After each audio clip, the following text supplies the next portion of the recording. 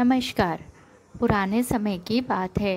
एक दिन राजा कृष्णदेव राय अपने नगर में दरबार लगाकर बैठे थे।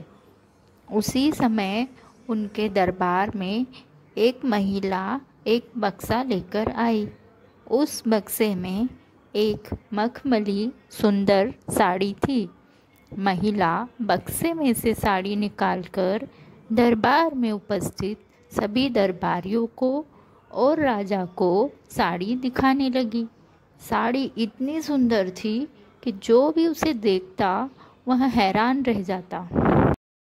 महिला ने राजा से कहा कि वह ऐसी ही सुंदर साड़ी बनाने का काम करती है। उसके पास कुछ कारीगर हैं जो अपनी गुप्त कलाओं से इस साड़ी की बुनाई करते हैं। उस महिला ने राजा से निवेदन किया कि अगर वो उसे कुछ पैसे दे तो वह उनके लिए भी बिल्कुल ऐसी ही साड़ी बना सकती है। राजा कृष्णदेव राय ने महिला की बात मान ली और उसे पैसे दे दिए। महिला ने साड़ी तैयार करने के लिए 1 साल का समय मांगा। इसके बाद वह महिला साड़ी बुनने वाले अपने कारीगरों के साथ राजा के महल में रहने लगी और साड़ी की बुनाई करने लगी। इस दौरान उस महिला और उनके कारीगरों के खाने पीने से लेकर उनके सभी खर्चे राजमहल ही उठाता था। इसी तरह 1 साल का समय बीत गया। उसके बाद राजा ने अपने मंत्रियों को उस साड़ी को देखने के लिए उस महिला के पास भेजा। जब मंत्री कारीगर के पास गए तो वह देखकर हैरान रह गए, क्योंकि वहाँ 2 कारीगर बिना किसी धागे या कपड़े के कुछ बुन रहे थे। मंत्री ने उस महिला से पूछा कि ये कारीगर क्या कर रहे हैं। तभी महिला ने बताया कि उसके कारीगर राजा के लिए साड़ी बुन रहे हैं। लेकिन मंत्रियों ने कहा कि उन्हें कोई साड़ी दिखाई नहीं दे रही है। तभी महिला ने कहा कि यह साड़ी सिर्फ वही लोग देख सकते हैं जिन्होंने आज तक कोई पाप न किया हो और जिसका मन पूरी तरह से साफ हो। उस महिला के मुंह से ऐसी बातें सुनकर राजा के मंत्री बहुत ज़्यादा परेशान हो गए। उन्होंने बहाना बनाते हुए उस महिला से कहा कि उन्होंने वह साड़ी देख ली है और वो वहाँ से चले गए।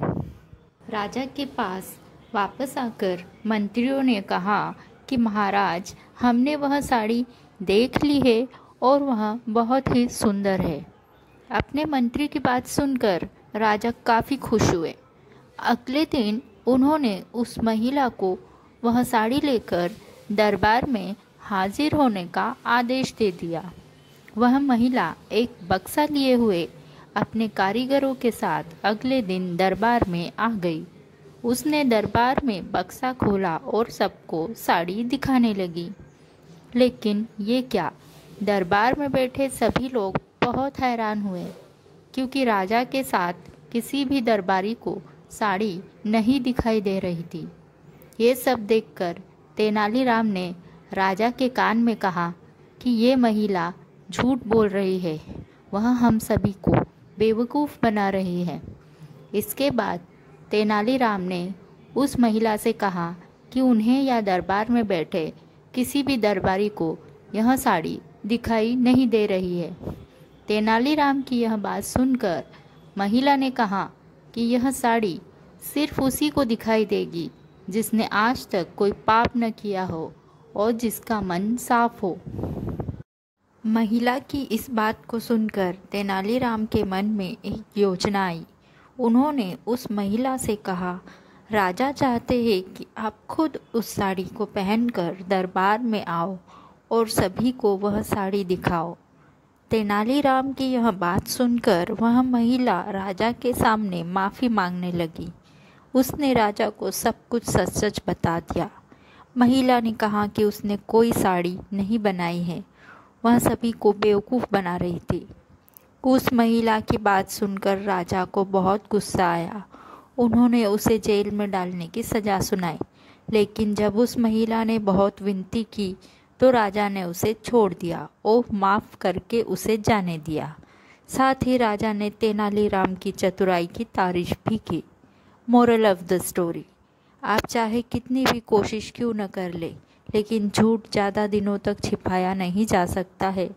एक न एक दिन सच्चाई सबके सामने आ ही जाती है, इसलिए हमें कभी भी झूठ नहीं बोलना चाहिए। तो मिलते हैं अगली कहानी के साथ, तब तक के लिए जय हिंद, वंदे मातरम, बाय बाय।